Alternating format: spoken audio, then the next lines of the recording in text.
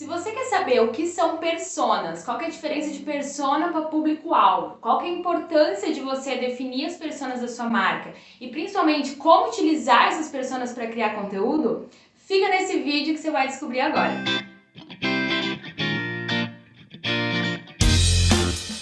Então a gente vai falar um pouco também sobre personas, né? Tanto buyer persona quanto brand persona, que é a persona que representa a marca.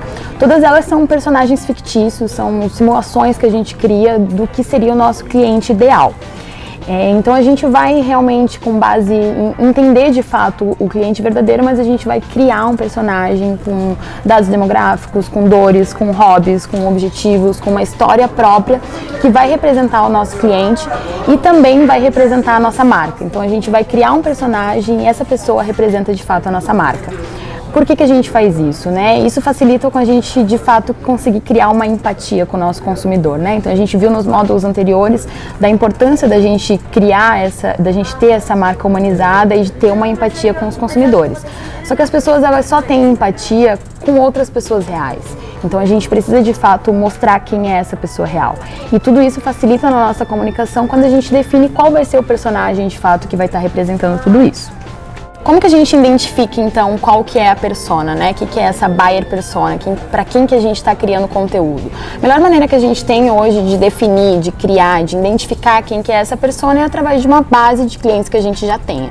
Então, essa base, ela vai nos direcionar para identificar quais que são as dores, quais que são os hobbies, quais que são os desafios da nossa persona e criar, de fato, um personagem fictício com nome, com história, com uma rotina dele, para a gente realmente simular que esse é o cliente perfeito. Os benefícios de ter a persona bem definida, ter essa criação da buyer persona realmente seguindo na estratégia, é que ela vai ajudar você a direcionar qual é o tipo de conteúdo, entender de fato quais são as dores deles e quais são os conteúdos que a gente tem que criar, sempre buscando resolver esse tipo de problema. Definir também quais vão ser os tópicos, né, de conteúdo que a gente vai escrever, entender também quais que são essas informações, quais que são os canais que eles estão buscando conteúdo, aonde que eles buscam se aperfeiçoar e esse tipo de coisa, né? E também definir qual que vai ser o tom de voz que a gente vai falar, qual que vai ser a linguagem que a gente vai usar, porque tudo isso vem a partir do que o cliente quer também, né? Então é um meio termo entre o cliente quer ouvir e o que a gente quer falar. Então esse meio termo é a buyer persona. Então, qual que é a diferença de persona e público-alvo, né? Muitas vezes acaba ficando um pouco confuso essas definições, mas para a gente entender de uma maneira mais clara, né? O público-alvo, ele é uma parte muito abrangente do mercado, então eu tenho poucas informações que eu posso usar dele para realmente conseguir me conectar com ele, né? Então, um público-alvo, se a gente for exemplificar, por exemplo, desse curso, o público-alvo seriam mulheres de 25 a 35 anos que estão buscando se aperfeiçoar em empreendedorismo. E quando a gente fala de persona, daí a gente já está falando de um personagem, a gente está falando de uma pessoa real, né? Então a gente está falando da Joana, que tem 34 anos, ela é empreendedora, ela trabalha ainda num período de tempo numa empresa, tem 3 filhos, ela gosta de assistir Netflix, então a gente vai indo realmente mais a fundo nessas pessoas para realmente descobrir quais são o molho secreto que a gente vai poder ter de conversa com essas pessoas. Como que a gente cria, como que a gente identifica essas personas, né? A melhor forma da gente conseguir tirar as melhores informações delas é fazendo as perguntas certas, né? Então, quanto mais a gente tiver de informação, quanto mais a gente souber como questionar, como perguntar, melhor a gente vai ter, mais estruturada a gente vai ter essa buyer persona. Então, algumas das informações que a gente precisa buscar. Quem que é, afinal, esse potencial cliente, isso desde características físicas a características demográficas, psicológicas também, de quem é o responsável pela compra, né? Então, às vezes o nosso público é mas o responsável pela compra é outra pessoa. Então, também entender quem que influencia na compra, quem que é o responsável. Qual que é o tipo de assunto que interessa esse público, né? Sobre o que eles querem aprender, sobre o que eles querem saber, com o que eles querem se divertir. Outra pergunta também que é interessante se fazer, qual que é o nível de instrução, né? Então, qual que é o nível de conhecimento, tanto do segmento que você está atuando, quanto de um modo geral, assim, o quanto essa pessoa é informada, né? Isso vai determinar qual vai ser o nosso tom de voz, como que a gente vai passar esse conteúdo, eu preciso ter um conteúdo mais mastigadinho ou eu preciso de coisas mais técnicas, né? Então entender para quem que a gente está falando é muito importante nesse sentido.